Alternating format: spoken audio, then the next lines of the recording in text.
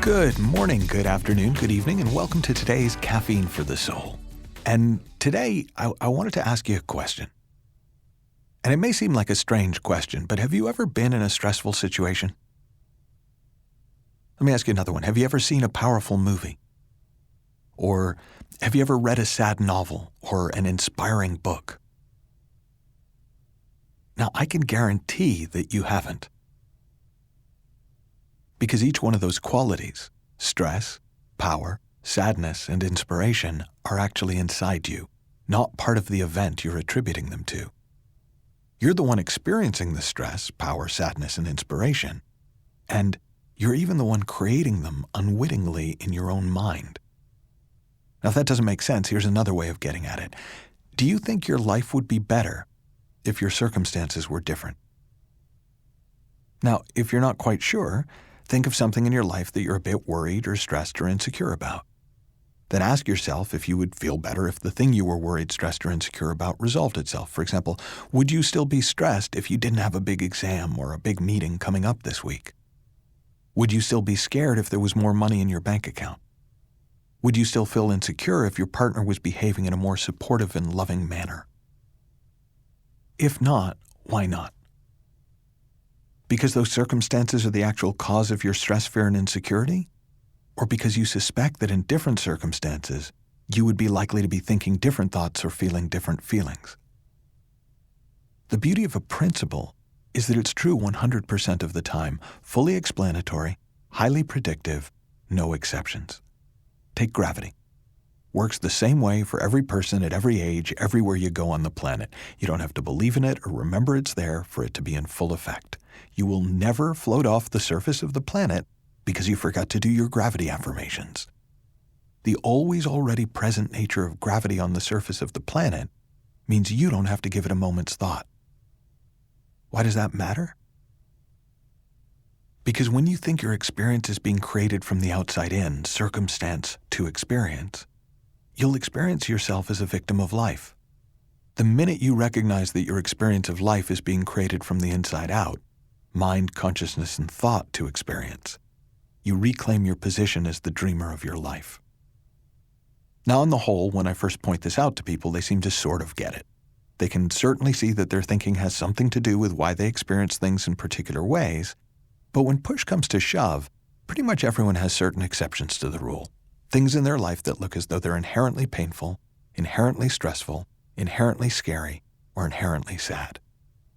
After all, wouldn't anyone get upset when they fail a test, lose the big game, or get dumped or cheated on by someone they love?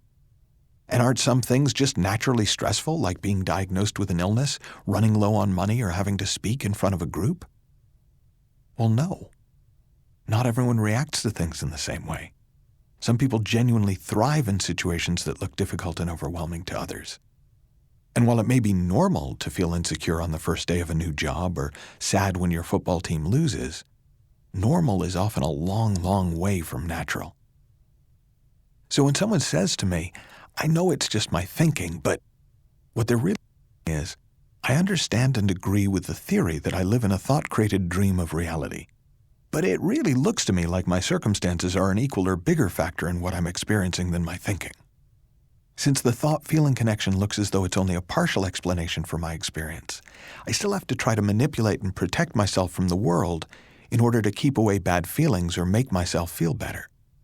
I don't see that my hand only hurts because I keep slamming it in the car door, and so I feel good about worrying less than I used to, without actually seeing where that pain and discomfort comes from and why it's not there when I don't think about it. Here's the thing. Regardless of which gods we pray to and what we do or don't do, stuff is still going to happen that we wouldn't willfully choose. People we love are going to get sick. Our bills are going to come due, and things often won't turn out as planned or hoped for. As Sid Banks often said, life is a contact sport. You're going to get your knocks. But our unrecognized thoughts can create mountains out of molehills and monsters out of thin air, obscuring whatever common sense actions we might otherwise take to make our circumstances more manageable and easier to bear. In other words, we think we have a reality problem, when in reality we have a thinking problem. And this is why we continue to slam our hand in the metaphorical car door of our thinking, sure that the pain we're feeling is coming at us uncontrollably from somewhere outside of our own mind. But recognizing that we can only ever suffer from our own thinking turns out to be wonderful news. Because the energy of thought is transient, and our thought-created dream of life can change for the better in a heartbeat. Better still, we don't even have to do the changing. As soon as we wake up to the fact that we're feeling our thinking, not our circumstances, our thoughts begin to change by themselves. It's almost as if we have a psychological immune system that clears out old unhelpful thought and replaces it with fresh new thought as soon as it's alerted to the fact that the unhelpful thinking has taken root. But as long as we hang on to the idea that there might be exceptions to the inside-out nature of experience, the psychological immune system isn't automatically alerted. It waits to see if this is a thinking problem or a reality problem before stepping in to begin the process of change. And as long as it seems to us as though we have very sound external reasons for the way that we feel, our difficulties and suffering will carry on relatively unabated. One of the most hopeful things I've realized in nearly a decade of studying and teaching the principles behind the inside-out understanding is that not only do my circumstances not have the power to make me feel a certain way, they also don't have the power to make me think about them. And while I don't control my thoughts, they don't control me either. We live in a reality where the principle of gravity keeps us safely on the ground, and the three principles of mind, consciousness, and thought allow us to live in a world of beautiful feelings, deep insights, and a sense of connection and communion with all of life.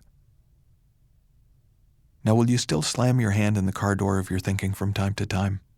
Absolutely.